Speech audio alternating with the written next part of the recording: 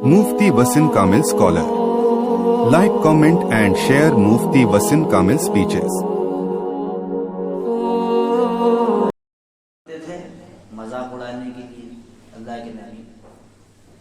तो यहाँ जवाब दिया गया क़यामत के बारे में अल्लाह के नबी के पास में तो इल्म नहीं है कि कब आएगी क्या आएगी, उसका इल्म अल्लाह को मालूम है और अल्लाह अपने नबी को बता देते हैं। तो एक वो चीज़ अलग है। इसी तरीके से 5 बातों का पीछे भी तज़किरा हुआ था कि माँ के पेट में क्या है, इसका इल्म अल्लाह को है। बारिश कब नाज़िल होगी, इसका इल्म अल्लाह को है। तो जो भी चीज़ें दुनिया के अंदर वजूद में आएंगी वो अल्लाह के इल्म में है और जो नहीं आना है वो भी अल्लाह के इल्म में।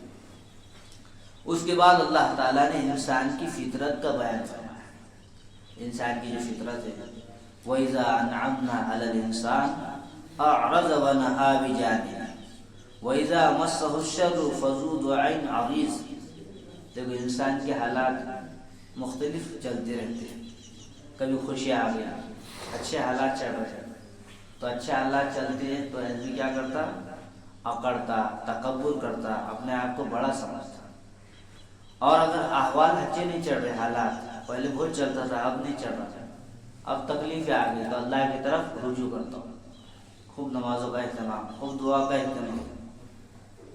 तो ये हालत दूसरी हालत है इंसान की। तो ऐसा नहीं होना चाहिए, बल्कि चाहे तकलीफ में हो तब भी अल्लाह की तरफ रुजू करना है। कोई परेशानी आ गई, कोई मुसीबत आ गई तो उसमें भी अल्लाह की तरफ रुजू करो। खुशी है तो उसमें भी अल्लाह की तरफ रुजू करना, क्योंकि अल्लाह ताला हर हालत का मालिक है और दोनों की तरह के हालात अल्लाह की तरफ से ही आते हैं इंसान। उसके बाद में अल्लाह ताला ने कुदरत और तौहीद बारी ताला की निशानियाँ बयान फरमाई। सनुरीहिम आयातिना फिल आफाक व फी अनफुसिहिम हत्ता यतबय्यन लहुम अन्नहुल हक़। अल्लाह ने ज़मीन आसमान को बनाया, खुद इंसान को अल्लाह ने पैदा फरमाया और ऐसी अजीब अजीब निशानी अल्लाह ने रखी है कि जिसको हमारी छोटी सी अकल वहाँ तक नहीं पहुँच सकती, उस तक जान नहीं सकती, उसके गहराई तक नहीं पहुँच सकती। इसलिए इंसान को चाहिए कि अल्लाह की कुदरत तो बहुत बड़ी है, हम उस पर गौर फिक्र नहीं कर सकते, हम उसके गहराई तक नहीं जा सकते। इतनी लामुतनाही कुदरतें हैं, लामुतनाही नेमतें अल्लाह की। तो इसलिए इंसान को चाहिए कि वो अल्लाह पर अपने यकीन को मजबूत बनाए, अल्लाह के साथ से अपने ताल्लुक़ को जोड़े। उसके बाद में सूरह शोरा है। सूरह शोरा मुसलमानों की खासियत ये है कि जब भी वो कोई मामला करते हैं तो मशवरे से करते हैं और हर काम के अंदर इंसान को मशवरा ही करना चाहिए। मशवरा क्या है, नदामत से बचने का बेहतरीन जरिया है। कोई भी काम, दुनिया काम हो, दीन का काम हो, 3-4 लोगों को बिठा करके अलग अलग लोगों की राय लेकर के करेगा आदमी तो कामयाब होगा, और अपने एतबार से काम कर लेगा तो फिर क्या हो जाएगा, नुकसान में आ जाएगा। नुकसान में आएगा और कोई परेशानी है तो उसके आंख पर आ जाएगी। इसलिए मशवरे की तरगीब दी शरीयत मुताहरा।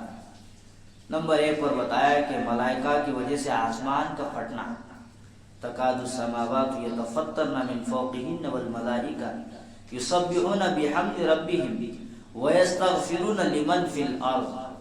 अल्लाह ताला फरमा रहे, ऐसा लगता है कि आसमान ऊपर से फट जाएगा। क्या मतलब है कि अल्लाह की मारिफत रखने वाले, अल्लाह की इबादत करने वाले फरिश्ते इतनी बड़ी तादाद में है, यूँ लगता है कि इनके बोझ से आसमान फट जाएगा। उसका तज़किरा फरमाया कितनी इबादत करते हुए। उसके बाद में रिश्तेदारियों की लिहाज का हुक्म दिया गया। अल्लाह के नबी सल्लल्लाहु अलैहि वसल्लम कुफार को दावत देते थे तो वो आपकी दावत को कबूल नहीं करते थे।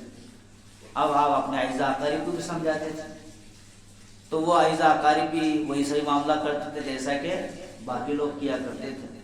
तो अल्लाह के नबी ने फरमाया कि मैं तो तुम मेरे अजीज़ हो, तुम मुझे जानते हो और तुम मेरा ये मामले में एहतराम और एहतियात नहीं करते। इसलिए अल्लाह के नबी सल्लल्लाहु अलैहि वसल्लम को रुकावटें डालते थे दावत देने में। आप समझाते थे लोगों को अल्लाह की तरफ आ जाओ, बुतों की इबादत से अपने आप को छुड़ा लो। उसके बाद में फरमाया कि मुसीबत का सबब क्या होता है। اکثر بیشتر انسان یہ سمجھتا کہ اس پر کوئی حالات آ گئے، مصیبت آ گئی، وہ گناہوں کی وجہ سے پہنچے، تو یہ قاعدے کلیہ نہیں ہے۔ بعض مرتبہ مصائب کی باتیں انسان پر وہ اللہ کی طرف سے آزمائش ہے۔ کیوں آزمائش آتی ہے اللہ کی طرف سے؟ کہ آدمی اچانک غمزدہ ہو جاتا، اچانک پریشانی میں آ جاتا، تو وہ آزمائش اس لیے آتی ہے کہ اللہ تعالیٰ کسی انسان کو جب بلند درجات دینا چاہتے ہیں تو اس کو آزمائش میں ڈال دیتا ہے۔ اس لیے دیکھیے انبیاء علیہ السلام اتنے بڑے بڑے اولو العزم پیغمبر گزرے، اللہ تعالیٰ نے ان کا امتحان لیا، ان کو آزمائش میں ڈالا، پھر ان کے تذکروں کو قیامت تک جاری کر دیا گیا۔ اس لیے ہر تکلیف کو گناہ کے باعث نہ سمجھنا، بلکہ آزمائش آتی ہے۔ اب ہر انسان کا اپنا اپنا یہ ہے کہ وہ آزمائش کو کوئی خرا اتر جاتا ہے تو کوئی وہ آزمائش جب آتی تو فیل ہو جاتا ہے۔ اس کے بعد میں اللہ تعالیٰ نے فرمایا آخرت میں جن لوگوں کو اجر ملے گا، مستحق ہوں گے اجر کے، ان کی کیا کیا صفتیں ہوں گی؟ تو نمبر 1 پر بتایا کہ ان کا عقیدہ ٹھیک ہوگا، یعنی ایمان صحیح رہے گا ان کا۔ نمبر 2 پر وہ اپنے رب پر بھروسہ کرتے ہیں، اللہ پر بھروسہ کرتے ہیں، اور بڑے بڑے گناہوں سے بچتے ہیں، جو بڑے بڑے گناہ ہیں شریعت نے جس کو گناہ قرار دی اس سے بچتے ہیں، اور جب غصہ آ جاتا ہے ان کو تو معاف کر دیتے ہیں۔ حالانکہ ان کے پاس میں طاقت ہے کہ وہ بدلہ لے سکے، لیکن وہ کیا کرتے ہیں؟ درگزر کر دیتے ہیں، اللہ کی بات مانتے ہیں، نماز کی پابندی کرتے ہیں۔ جو اجر ملنے والے لوگ ہیں تو وہ کیا کرتے ہیں؟ نماز کی پابندی، اور اپنے معاملات باہمی مشورے سے طے کرتے ہیں، وَأَمْرُهُمْ شُورَىٰ بَيْنَهُمْ، اور ہم نے جو ان کو دیا ہے اس میں سے خرچ کرتے ہیں۔ اللہ نے ہم کو مال دیا تو مال میں سے وہ لوگ خرچ کرتے جو آخرت کے اندر اجر پانے والے لوگ ہیں، ان کی ایک صفت یہ بھی ہے کہ اپنے مال کو لگاتے ہیں، اور جب ان پر ظلم ہو تو بدلہ لیتے ہیں۔ لیکن بدلہ لینے کے لیے بھی کیا کرتے ہیں؟ وہ خالی بدلہ نہیں لیتے بلکہ اس میں بھی انصاف سے کام کرتے ہیں، یعنی زیادتی نہیں کرتے، حد سے تجاوز نہیں کرتے، بلکہ جو انصاف کا تقاضا ہے اسی کے اعتبار سے کام کرتے ہیں۔ اس کے بعد میں اللہ تعالیٰ نے فرمایا کہ خالق صرف اللہ کی ذات ہے، للہ ملک السماوات والارض یخلق ما یشاء یہب لمن یشاء اناثا ویہب لمن یشاء الذکور۔ پیدا کرنے والی ذات کس کی؟ اللہ کی ہے۔ تو بتا رہے ہیں انسانیت کی تخلیق کو بیان کیا اللہ نے شاید کے اندر کہ اللہ تعالیٰ اولاد دیتے ہیں، جس کو چاہے لڑکیاں دیتے ہیں، جس کو چاہے لڑکے دیتے ہیں، جس کو چاہے دونوں بھی دیتے ہیں، جس کو چاہتے ہیں کچھ بھی نہیں دیتے، وہ اسی رکھ دیتا۔ تو یہ اللہ کی طرف سے ہے، اور یہ سب نعمتیں ہیں اللہ کی۔ یہب کا مطلب ہدیہ، گفٹ دینا، تو اولاد کیا ہے؟ اللہ کی طرف سے گفٹ ہے، اللہ کی طرف سے نعمتیں ہیں، اس لیے اس کی بھی قدر کرنا چاہیے انسان۔ اس کے بعد میں بتایا کہ انسان سے ہم کمایا ہونے کا طریقہ کیا اللہ تعالیٰ کا، جیسے کوئی طور پر حضرت موسیٰ سے پردے کے آڑ میں اللہ رب العزت نے کلام فرمایا، لیکن کوئی آدمی فیس ٹو فیس ہونا چاہے تو نہیں ہو سکتا۔ ہاں جب آدمی آخرت میں چل جائے گا، جنت میں چلا جائے گا، جب وہ اپنے آنکھوں سے اللہ تعالیٰ کا دیدار کرے گا، لیکن یہاں پر نہیں دیکھ سکتا۔ اس کے بعد میں سورہ زخرف سونے کو کہتے ہیں، کیونکہ اس صورت میں سونے کا ذکر کیا گیا۔ سونے کا بولے تو اپنی نیند کا سونا نہیں، یہ جو سونا ہے گولڈ، اس کا اللہ تعالیٰ نے اس میں ذکر کیے۔ حضرت موسیٰ علیہ السلام، حضرت عیسیٰ علیہ السلام، ان کا تذکرہ کیا گیا اور بتایا گیا کہ قرآن بالکل واضح کتاب ہے، اس کے اندر کچھ ایسا معاملہ نہیں کہ آدمی کو سمجھ میں نہیں آیا، بلکہ اللہ تعالیٰ نے بطور نصیحت کے، واعظ کے، قرآن کو بڑے واضح انداز میں نازل فرمایا، اس کے اندر احکامات رکھے، اور کوئی چیز کسی کے اندر جو ہے تعارض نہیں ہوتی ہے، بالکل سیدھا سیدھا ہے اور انسان سمجھ سکتا ہے۔ اس کے بعد میں اللہ تعالیٰ نے بتایا کہ مشرکین کی قابل نفرت سوچ کیسی تھی، کہ یہ بھی بات پیچھے آ چکی ہے کہ وہ اللہ کو بیٹیاں بولتے تھے، جن کو فرشتوں کو، فرشتے اللہ کی بیٹیاں، اور ان کی اپنی حالت یہ تھی کہ جب ان کے یہاں بیٹی پیدا ہوتی تو ان کے چہرے کالے ہو جاتے تھے، وہ بالکل ناراضی کا اظہار کرتے تھے، منہ چھپاتے پھرتے تھے اور ان کو زندہ درگور کر دیا کرتے۔ بچی پیدا ہوتی تو اس کو گڈھا کر کے اس میں ڈال دیا کرتے تھے۔ یہ معاملہ اہل عرب وہاں مشرکین کا تھا، تو جس کو اللہ تعالیٰ بڑے ناپسند سمجھتے ہیں ایسی چیزوں کو، اس لیے انسان کو اپنی سوچ کو بدلنے کی ضرورت ہے۔ اس کے بعد مشرکین کا دعویٰ ہے، مشرکین کی غلط سوچ ہے، اور اسی طریقے سے ذکر اللہ کو چھوڑنے کا نقصان بیان کیا گیا. ان کا دعویٰ بھی غلط تھا، سوچ بھی غلط تھی. اسی لیے حضرت ابراہیم نے اپنی قوم کو دعوت دی اللہ کی، لیکن وہ اپنے باپ دادا کے طریقے پر چلتے رہے، یہ ان کی سوچ تھی. اور تردید بھی کی گئی کہ یہ جو چیزیں ہیں جس کو تم خدا سمجھ رہے ہو، یہ سب کے سب ایسے ہی معاملے ہیں. حقیقی عبادت کی ذات تو اللہ کی ذات ہے. پھر ذکر اللہ کو جب آدمی چھوڑ دیتا ہے، اللہ کی بات کو نہیں مانتا، اللہ تعالیٰ اس پر شیطان کو مسلط کر دیتے ہیں. دیکھو جو ذکر نہیں کرتے اور اللہ کو یاد نہیں کرتے، ان لوگوں کو دیکھو تو کچھ بھی نہیں کرتے.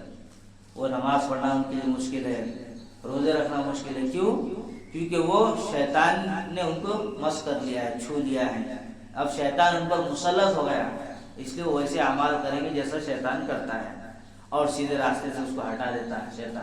شیطان اس کا دوست بن جاتا، اور وہ بندہ سمجھتا ہے کہ میں ہدایت پر، حالانکہ وہ ہدایت پر نہیں ہوتا. ہم کیا سمجھ رہے رمضان میں 2-3 نماز پڑھ لے رہے اور سمجھ رہے کہ رمضان کے برکات مل جائیں گے؟ نہیں، بالکل نہیں. جو اس کے مکمل اہتمام کرے گا اسی کو برکتیں ملیں گی. جو مکمل اہتمام کرے گا اللہ تعالیٰ اسی کے گناہوں کو ختم کریں گے مکمل. روزہ بھی رکھے گا، تراویح بھی پڑھے گا، عبادت بھی کرے گا، ذکر بھی کرے گا، نمازوں کا اہتمام کرے گا، اپنی زندگی کو بدلنے کی کوشش کرے گا، اسی کے لیے رمضان برکت والا مہینہ ہے.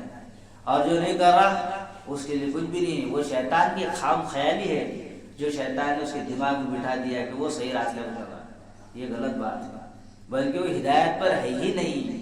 ایسے لوگ ہدایت پر کہتے ہیں تو شیطان جن کا ساتھی بن جاتا ہے. اس لیے ایسی چیزوں سے اپنے آپ کو بچانا ہے. اس کے بعد میں سابقہ انبیاء سے پوچھنے کا مطلب بھی بیان کیا قرآن میں کہ نبی کریم صلی اللہ علیہ وسلم کا پہلے انبیاء علیہ السلام سے پوچھنے کا مطلب کہ صحیفے آئے، پہلے کتابیں نازل ہوئی. تو اس میں آپ دیکھیں گے کہ لیلۃ المعراج جب آپ صلی اللہ علیہ وسلم کی تمام انبیاء سے ملاقات ہوئی. اللہ کے جب معراج کر گئے تو سب نبیوں سے ملاقات ہوئی، اور اس وقت پوچھیں کیا کبھی بھی ہم نے اللہ کے علاوہ دوسرے معبود بنائے تھے ان کی عبادت کی جائے؟ یہ سوال تو کسی نے نہیں کیا.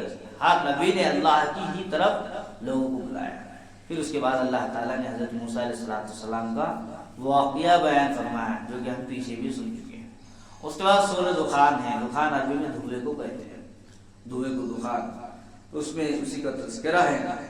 اسی نسبت سے سورت کا نام سورہ دخان رکھا گیا ہے. سورت میں اللہ نے 3 قسم کے مضامین کو بیان کرا ہے. نمبر 1 پر توحید، اللہ ایک ہے اس کو بیان کیا. نبی کریم صلی اللہ علیہ وسلم کی رسالت، آخرت کا تذکرہ ہوا، اور مشرکین مکہ پر جو قحط مسلط کیا گیا تھا اس کا بھی ذکر اللہ نے فرمایا.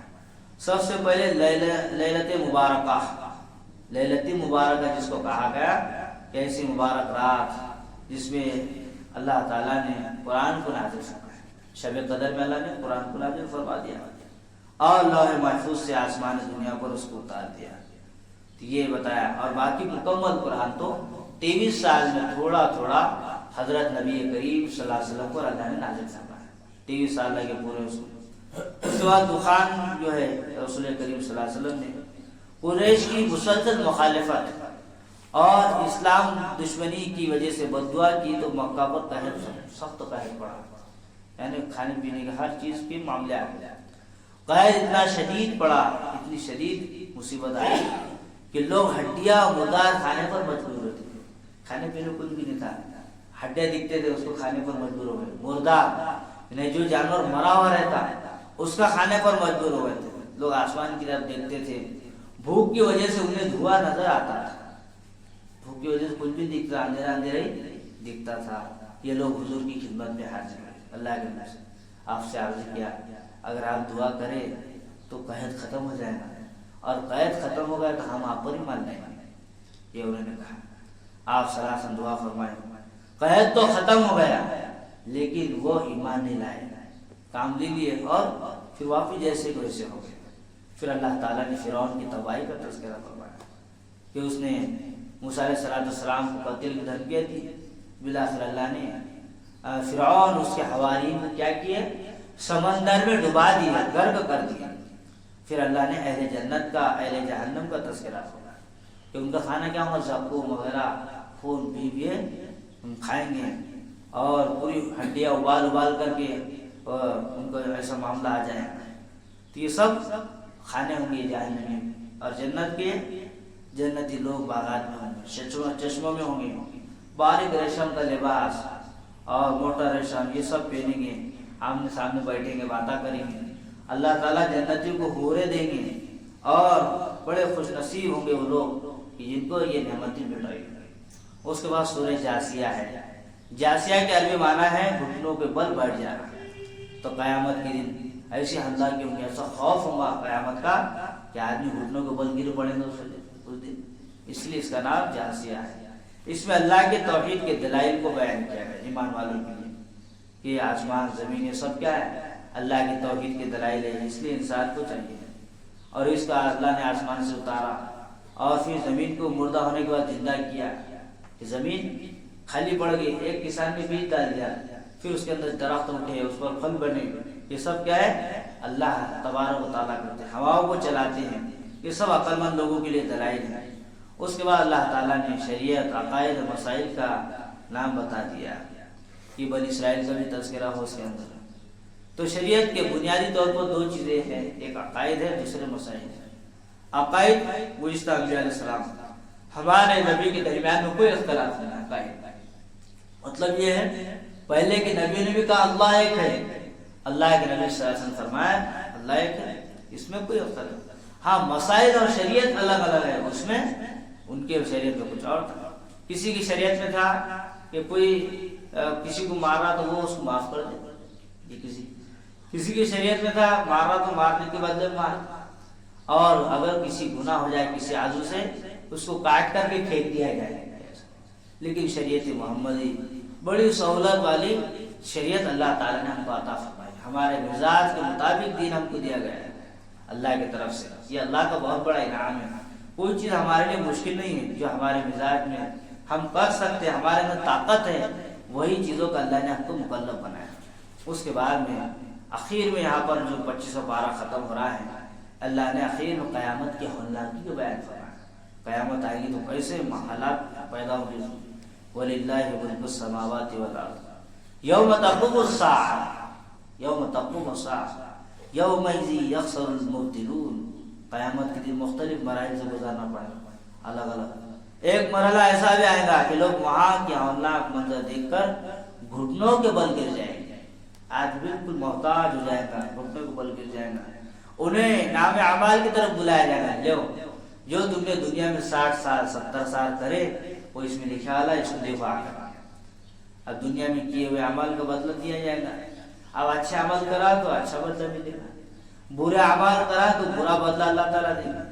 اچھا عمل اگر نماز چھوڑ دیا، روزہ چھوڑ دیا اور دوسرے حرام کام جو کر رہا وہ سب کر رہا ہے تو اللہ بولے گے دیکھو یہ تیرا عمل ہے جو تو نے کیا تھا۔ اور اچھے کام کرا، نمازوں کا اہتمام کر رہا، شریعت پر عمل کر رہا، اللہ کے حکموں کی فرما برداری کر رہا، نبی کریم صلی اللہ علیہ وسلم کی سنتوں پر چڑھ رہا، تو پھر ویسی انعامات اللہ تعالیٰ دے گا۔ یہ سب انعامات انسان کو ملے گا، اس لیے سب کے سب گھٹنے پر بیٹھ جائیں گے، لیکن ان کا بیٹھنا اتنے کم وقت کے لیے ہوگا جو نہ ہونے کے برابر ہوگا، یا پھر ان کے بیٹھنا خوف کی وجہ سے نہیں بلکہ اللہ کی عظمت کی وجہ سے۔ اس لیے انسان کو چاہیے کہ وہ قیامت سے پہلے اس کے آنے سے پہلے اپنی زندگی کو سنوارے، اپنی زندگی کے دین داخل کرے اور اپنے آپ کو اللہ سے جوڑنے کی فکر کرے، اپنے تعلق کو اللہ سے جوڑنے کی فکر کرے، رسمی سراسری کام کرنے سے اپنے آپ کو بچائیں، اور جو بھی کام عبادت کر رہے ہو، جو بھی کام کر رہے ہو اس کو پورے طریقے سے کریں۔ ناقص اگر کریں گے تو ناقص پر کچھ بھی نہیں ملے گا، کامل پر ملے گا۔ جو عمل مکمل ہوگا، جو عمل صحیح ہوگا، اس کا طریقہ صحیح ہوگا، سنت کے مطابق ہوگا، اللہ کے لیے ہوگا تو اللہ تعالیٰ اس پر اجر دیں گے، اور ایسا نہیں ہوگا تو اللہ تعالیٰ پھر اجر نہیں دیں گے۔ اس لیے اس میں آنے والی جو زندگی آخرت کی اس کے تعلق سے بھی ہم کو بتایا جا رہا ہے۔ اللہ تبارک و تعالیٰ تمام کو اعمال صالحہ کرنے کے توفیق عطا